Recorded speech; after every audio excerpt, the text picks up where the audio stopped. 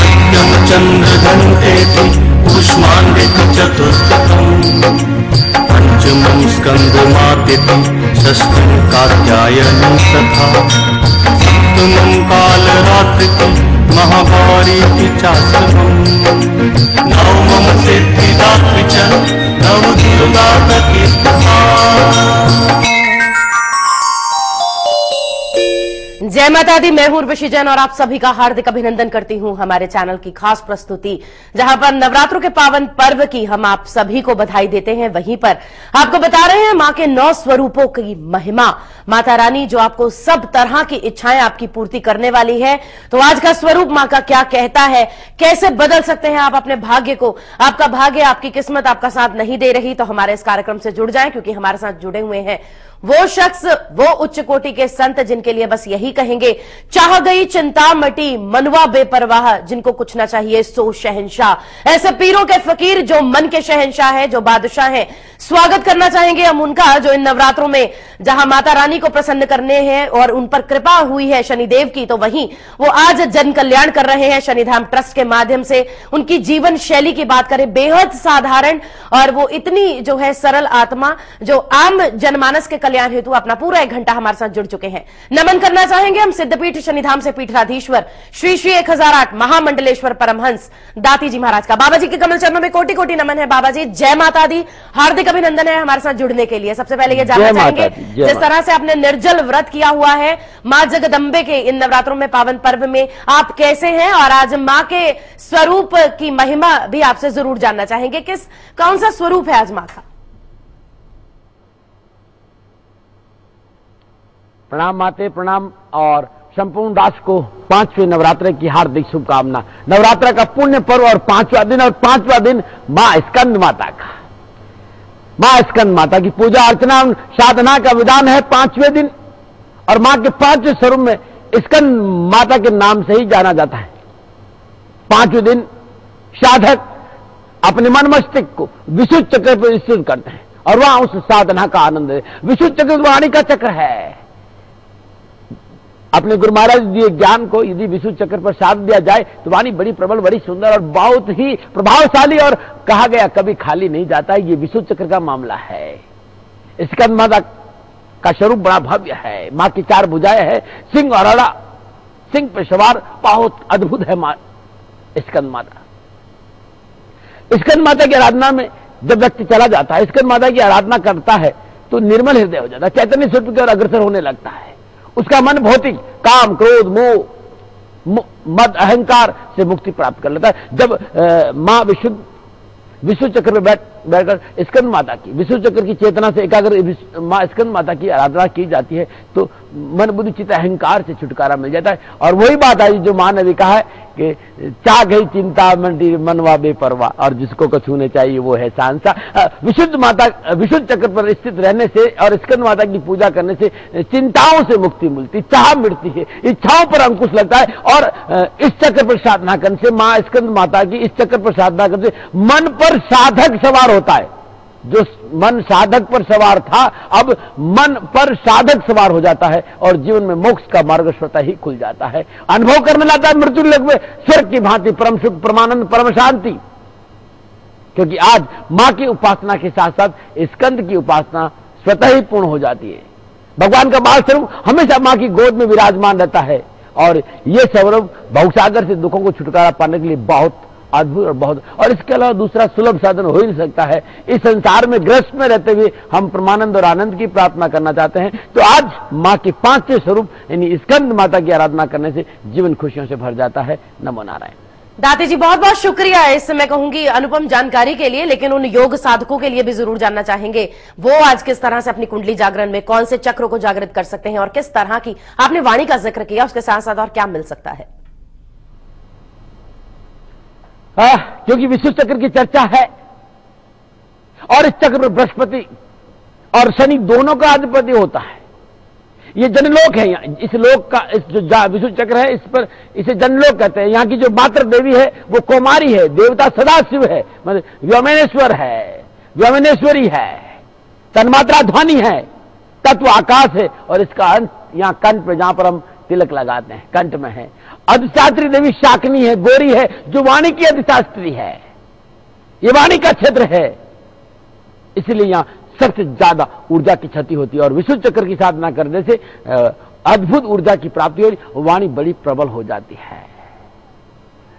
राष्ट्रवासियों, ये मामला साधकों का है, हम लोग ग्रस्त है। ग्रस्त को कैसी साधना करनी है वो मैं आपको बताई देता हूं। हम ग्रस्त है, हमारे लिए साधना है भाव का मैं भूखा हूं और भाव ही एक सार है, और भाव से जो मुझको भजता भाव से बेड़ा पार है। श्रद्धा महत्वपूर्ण है, कुछ नहीं चाहिए ना, रिंजू गान गप्पों से निरू तान तप्पा से बहा दो प्रेम के आंसू, भाग कर आ जाते। कोई प्रेम से पुकार तो दे, वो तुरंत आ जाते हैं। हम ग्रस्तों के लिए बहुत महत्वपूर्ण है भाव और श्रद्धा। और ये 5वां दिन अपने पूजा स्थान में मां स्कंद माता की मूर्ति और तस्वीर, और मूर्ति हो तो अंगुष्ठ प्रमाण हो। शास्त्र ये कहता है कि घर में, गृहस्थी के घर में इतने से ज्यादा मेटल की मूर्ति नहीं होनी चाहिए।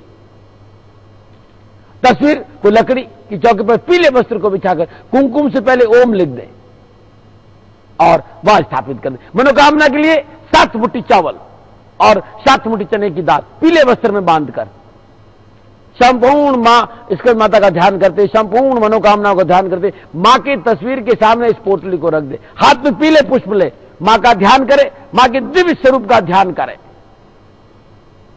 और इन पुष्पों को चौकी पर छोड़ दे। तदुपरांत यंत्र, जो दुर्गा यंत्र हमेशा मैं बोलता हूं, यंत्र और मां की तस्वीर की पंचोपचार पूजन करे, धूप दीप नैवेद्य पुष्प और अक्षत, ये मां को पूजन करे। आज केले का नैवेद्य लगाना बहुत अच्छा माना गया है, पीले फल चढ़ाना बड़ा अच्छा माना गया है, मां के श्री चरणों में प्रार्थना कर, आरती कर, पुष्पांजलि करना बहुत शुभ माना गया है। और मां की आरती के बाद फिर वही भाव, वही बाल हृदय, और बाल हृदय से मां से प्रार्थना करिए, रक्ष माम त्राहि माम त्राहि माम रक्ष माम, रक्ष माम त्राहि माम त्राहि माम रक्ष माम। आपकी जीवन की संपूर्ण खुशियां आपको मिलेगी और आपका जीवन खुशियों से भर जाएगा। नमो नारायण। बहुत बहुत शुक्रिया दाती जी महाराज। और अपने दर्शकों को हम याद करवा दें कि आज के इस कार्यक्रम में हम जानेंगे बाबा जी से कि बाधाओं के हिसाब से नवरात्र कैसे रहेंगे। आपको पारिवारिक, मानसिक, व्यावसायिक, नौकरी में कहीं कोई बाधा है तो आपको बताएंगे दाती जी महाराज 12 राशियों के हिसाब से आने वाला समय आपके लिए क्या रहेगा, आज का उपाय खास क्या रहेगा। लेकिन सबसे पहले शास्त्रोक्त विधि के वर्णन के बिना हम आगे बढ़ नहीं सकते बाबा जी, तो जानना चाहेंगे आज माता रानी को जब प्रार्थना करें तो विधि क्या हो।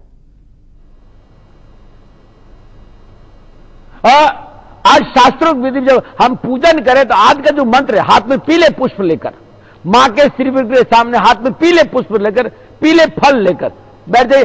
ओम ऐं ह्रीं क्लीं चामुंडाय विचे, ओम स्कंद माता दिव्यै नमः, इस मंत्र का जाप करें। हाथ में पीले फूल लिए, मां का सिर के सामने घी का दीपक जला दीजिए, पंचोपचार विधि से धूप दीप नैवेद्य पुष्प अक्षत मां के चरणों में चढ़ा दीजिए और पीले पुष्प लेकर गेंदे के पीले फूल ले लीजिए, भावों के फूल ले लीजिए, कोमलता। हाँ, भगवान श्री कृष्ण ने इसलिए अर्जुन को समझा, तद्वितेन प्रणिपातेन परिश्रेण सेव्या उपदेशम ते ज्ञानम ज्ञानम तत्वदर्शिना। हे अर्जुन, छल कपट को छोड़, बालक का हृदय ले, मां के चरणों में आना है, मां को पाना है, मां का आशीर्वाद। मां तो आशीर्वाद देने के लिए हमेशा तैयार रहती, छल कपट को छोड़ना है, बालक का हृदय लेना, हाथों में पुष्प लेना है। ओम ऐं ह्रीं क्लीं चामुंडाय विचे, ओम स्कंद माता दिव्यै नमः, इस मंत्र का जाप करते हुए मां की प्रार्थना करिए, आपकी मनोकामना पूरी। माते आज बहुत हिम्मत है, जल ले रखा हूं, इसलिए आज लड़खड़ाऊंगा नहीं, मैं आज जल ले रखा हूं आपके साथ। और आज मैं वो कहना चाहता हूं, आज आप थोड़ी देर मेरे साथ रहिए, आपकी हर समस्या का समाधान में। और मैं सच कह रहा हूं आप लोगों से, कुछ नहीं करिए, ज्ञान मुद्रा लगा दीजिए और भीतर मनी मन ओम ऐं ह्रीं क्लीं चामुंडाय विचे, और इस प्रोग्राम पर अपनी दृष्टि से, मेरे पीछे मां स्कंद स्वरूप विराजमान है और मैं आपके साथ हूं और आपकी जीवन की संपूर्ण समस्या का समाधान ये 1 घंटा मैं आपके साथ रह के करूंगा। बस हृदय पवित्र होना चाहिए और मन चंगा तो काट देगा। मां जय माता दी, मां आपकी रक्षा करे। खूब 12 राशियों पे बात करेंगे, अभी मां बताएगी आप लोगों को। नमो नारायण। बिल्कुल, आपकी वाणी से ये जाहिर हो रहा है बाबा जी, और हम तो ये कहेंगे कि आप सिर्फ जल से ही देखिए आप में कितनी ऊर्जा है। ये तप तपस्या से ऐसे ही नहीं ये बातें बनी कि तप और तपस्या से बहुत ध्यान, बहुत तेज, बहुत आपको ऊर्जा मिलती है और आप सिर्फ जल लेकर जो है ये नवरात्र कर रहे हैं। धन्य है आप, वाकई नमन है आपकी तपस्या को। दर्शकों आपको याद करवा दें, दाती जी महाराज हमारे साथ लाइव है। आपके जीवन में कहीं कोई समस्या है, डायल करें 423-000001 या फिर 02, शामिल हो जाए हमारे इस कार्यक्रम में। और यदि बाबा जी से मिलना चाहते हैं, बाबा जी के शनिधाम ट्रस्ट से जुड़ना चाहते हैं, दाती गुरु मंत्र अपने लिए, अपने किसी चाहने वाले के लिए कुंडली बनवाना चाहते हैं, तो जो नंबर ऊपर स्क्रोल पर है 9717457565, दूसरे नंबर है, लैंडलाइन नंबर्स है, वेबसाइट्स है, हमारी फेसबुक की आईडीज है, या और भी आप दूसरे नंबर्स देख पा रहे हैं, आप उन पर कांटेक्ट कर सकते हैं, अधिक जानकारी आप ले सकते हैं। बाबा जी हम कॉल लेना चाहेंगे, इससे पहले कि 12 राशियों का हम जिक्र करें। पटियाला से जसविंदर जी की। जय माता दी सर, हार्दिक अभिनंदन है। हेलो जसविंदर जी, यदि आप सुन पा रहे हैं तो बोलें।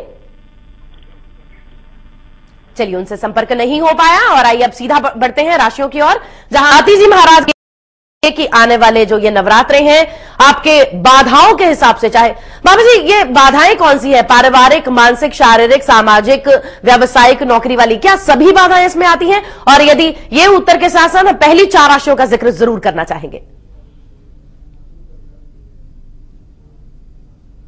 कैरियर की हो, विशेषकर मैंने इस बार गणना कर रहा तो परिवार भी ले रहा था, योजनाएं भी ले रहा था, नौकरी भी ले रहा था, साझेदारी भी ले, धन संबंधी बाधाएं कोई भी है, स्कंद माता के सिर चरणों में जाने से बाधाओं की छुटकारा मिल जाए। सबसे पहली जो राशि वो मेष राशि लेते हैं। मेष राशि वालों ये नवरात्र सफलताओं से भरे हुए हैं, धन संबंधी बाधाओं का निवारण होगा, साझेदारी के मसले हल होंगे, नौकरी में आ रही स्थानांतरण संबंधी, ट्रांसफर संबंधी समस्या का निवारण होगा और बेरोजगारी से पीछा छूटेगा। तो यदि नवरात्रों की बात करें, 6 महीनों की बात करें, तो मेष राशि वालों के लिए मां भगवती की अपार कृपा है। नमूना में बात करते हैं वृषभ राशि। वृषभ राशि वालों नवरात्रि उत्साह और उमंग का संकेत दे रहे हैं, उमंग और उत्साह से भरे हुए हैं ये नवरात्र। सितारे आपके पक्ष में करवट ले रहे हैं, संपूर्ण विघ्न और परेशानियों का निवारण होगा, नवीन योजनाएं फलीभूत होगी, बच्चों की शादी और विवाह को लेकर बाधा दूर होगी और मन खुशियों से भरा रहेगा। नमूना और बात करते हैं मिथुन राशि। मिथुन राशि वालों मैं नवरात्र की बात करूं, नव संवत्सर की बात करूं, आने वाले 6 महीनों की बात करूं, ग्रह नक्षत्रों की बात करूं, तो नवरात्रि सफलता प्रदान कराने वाले, जमीन जायदाद के कार्य में आ रही बाधाओं का निवारण होगा। आप नौकरी में आ रहे, प्रमोशन में बाधा आ रही, वो रुकावट दूर होगी। आपके जीवन में अनावश्यक रूप से सरकारी दखलंदाजी और कानूनी बाधाएं आ रही, उससे भी आपको छुटकारा मिल जाएगा। नमो नारायण। और बात करते हैं कर्क राशि। कर्क राशि वालों के लिए ये नवरात्र सुयश और सफलता का संकेत दे रहे हैं। कर्क राशि वालों संपूर्ण मनमुटाव, जो आपस में पारिवारिक मनमुटाव, अपनों से जो मनमुटाव है, समस्त मनमुटाव और परेशानियों का निवारण होगा, व्यवसाय में आ रही बाधाओं का निवारण होगा और पैतृक संपत्ति के मसले अटक रहे हो, पैतृक संपत्ति को लेकर कोई बाधा आ रही है कर्क राशि वालों, वो भी हल हो जाएगी। नमो नारायण। बहुत बहुत शुक्रिया दाती जी महाराज। अगली राशियों का भी जिक्र करेंगे, लेकिन उससे पहले हम यमुनानगर से राकेश जी हमारे साथ जुड़ चुके हैं, उनकी कॉल लेना चाहेंगे। जय माता दी सर, अभिनंदन है। अच्छा, मैंने अपने बच्चे के बारे में पूछना है, उसका नाम है मानिक। हाँ जी, दोबारा बताएं। मानिक बेटे का नाम। अच्छा जी। 26/2/1986 date of birth, birth place Yamunanagar, time बोल दें। 1:10 PM। बेटे की शादी नहीं हो पा रही है? शादी नहीं हो रही है, और आगे इसका भविष्य का कैसा रहेगा और शादी कब तक हो जाएगी? राकेश जी, आप हमारा कार्यक्रम देखते हैं, रोज आप फोन करते हैं, हमें बेहद प्रसन्नता है, लेकिन आप दूसरों को भी मौका दें ताकि वो भी दाती जी से जान पाए कि उनकी समस्याओं का समाधान कैसे हो। परसों भी आपने फोन किया था हमें। बाबा जी, राकेश जी यमुनानगर से जानना चाहते हैं अपने बेटे माणिक के लिए कि उनकी शादी कब होगी, आने वाला समय कैसा रहेगा। मिथुन लगन, कन्या राशि और राहु की दशा। सेवंत लॉर्ड बृहस्पति राहु के साथ इस समय सराष्ट्र संबंध। बृहस्पति वृषभ राशि में, जन्म कुंडली ये कह रही है कि 7 जुलाई के बाद, 7 जुलाई 2013 के बाद शादी का समय शुरू हो जाए, 2015 अप्रैल तक है। कैरिक दृष्टिकोण से समय अनुकूल है, कहीं परेशानी वाली बात नहीं है। यदि कोई परेशानी आ रही है तो ओम प्राम प्रीम प्राम शनिश्चराय नमः, शनि के बीज मंत्र की 3 माला हर रोज सुबह करें सूर्य को जल देने के बाद। और हर रोज अपने घर में सरसों का तेल का दीपक जला के एक पाठ दशरथ का सर्वस्रोत का करें तो आपके बच्चे की मनोकामना पूरी हो जाएगी। नमो नारायण। ध्यान दें, ये पूजा आपका बच्चा करना चाहिए। नमो नारायण। जी, लुधियाना से रजनी जी की कॉल लेना चाहेंगे। दाती जी हमारे साथ जुड़ चुकी हैं। रजनी जी, जय माता दी, अभिनंदन है। हेलो, बोलिए रजनी जी। मेरे फादर हैं राजकुमार जी। जी, हेलो। हाँ हाँ, उनकी डेट ऑफ बर्थ जानना चाह रही है उनके बारे में। जी, मेरे फादर की डेट ऑफ बर्थ तो मुझे मालूम नहीं है। तो उन्होंने ना फैक्ट्री लगाई है, उनकी मशीनें नहीं चल पा रही हैं, पता नहीं क्या प्रॉब्लम आ रही है। किस चीज की फैक्ट्री लगाई है रजनी जी? हौजरी की, ये ऊनी कपड़ा बनाते हैं। हौजरी का कपड़ा जो होता है, हाँ, एक्रिलिक। तो वो चल ही नहीं रही है, कभी कुछ प्रॉब्लम हो जाती है, कभी कुछ प्रॉब्लम हो जाती है। किस नाम से है जो फैक्ट्री है? फैक्ट्री राजकुमार और नरेश जी के नाम है, कि उनके पार्टनर है साथ में। आपके पिताजी के नाम से है? हाँ जी। देखिए, अभी लाइव में तो बहुत बड़ी समस्या है, ऐसे मिलकर समाधान नहीं हो सकता। फिर भी हम चाहेंगे आप अपनी डेट ऑफ बर्थ बता दें। संतान के माध्यम से भी पिता के कार्य के विषय में जाना जा सकता है। मेरी डेट ऑफ बर्थ 5 दिसंबर 1980। 1980। जी, टाइम बोल दें। 5 दिसंबर रात को 12 बता दें आप जन्म का रजनी जी। रात को 12:05। कहाँ हुआ है आपका जन्म? चंडीगढ़। चंडीगढ़ का जन्म है।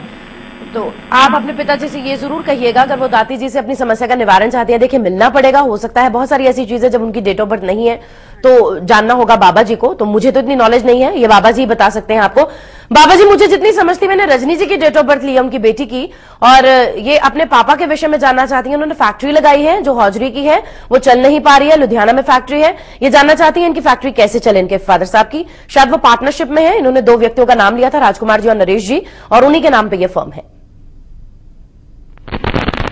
प्रणाम आते, सहयोग के लिए बहुत प्रणाम। आपने मुझे इतना सहयोग कर दिया कि आपने उनकी जन्म कुंडली ले ली, और जब तक आपने उनकी जन्म कुंडली इतने मैंने प्रश्न लगन और दोनों जन्म कुंडलियों को देखते हुए मुझे लग रहा है कि कारोबार का समय अनुकूल नहीं है। कारोबार में बहुत उठापटक है और आने वाला ये 1.5 साल कारोबार के दृष्टिकोण से ठीक नहीं। लेकिन आप बिटिया भयभीत, मैं छोटा सा उपाय बता रहा हूं, और ये उपाय आप या आपके परिवार का कोई भी सदस्य करता है तो मैं पूर्ण विश्वास करता हूं कि सफलता अवश्य मिले। हर रोज शाम को गोधूली बेला में जब सूर्यास्त हो रहा हो, 7.25 किलो सत अनाजा ले ले, वहां रख दे, उसके ऊपर एक नारियल रख दे, नारियल के सामने चौमों का तेल का दीपक जलाए, ओम शम अघोक्षाय नमः, ओम शम अघोक्षाय नमः, इस मंत्र की 11 माला जाप करने के उपरांत प्रणाम करके वहां से उठ जाए। सुबह 4 से 6 बजे के बीच में बिना किसी से बोले ये अनाज पक्षियों को डाल के आ जाए और नारियल मां भगवती के श्री चरणों में रख दे। ऐसा लगातार 186 दिन करेंगे तो संपूर्ण परेशानी का निवारण हो जाएगा और सफलता अवश्य मिल जाएगी। नमो नारायण। बहुत बहुत शुक्रिया दाती जी महाराज। और अपने दर्शकों को याद करवा दें, बाधाएं हमारी जिंदगी में वो सड़क के समान है जो हमें आने वाले संकट से बचाती हैं। ना जाने अगर वो बाधाएं ना होती तो हम ब्रेक ना लगाते और हम बड़ी दुर्घटना का शिकार हो जाते। तो बाधाओं से डरे नहीं, दाती जी महाराज हमेशा कहते हैं कि उनका सामना करें। आज आपको इस कार्यक्रम के माध्यम से बताएंगे कि आपके जीवन में आने वाली किसी भी तरह की कोई बाधा है उसका समाधान कैसे हो, लेकिन इस ब्रेक के बाद।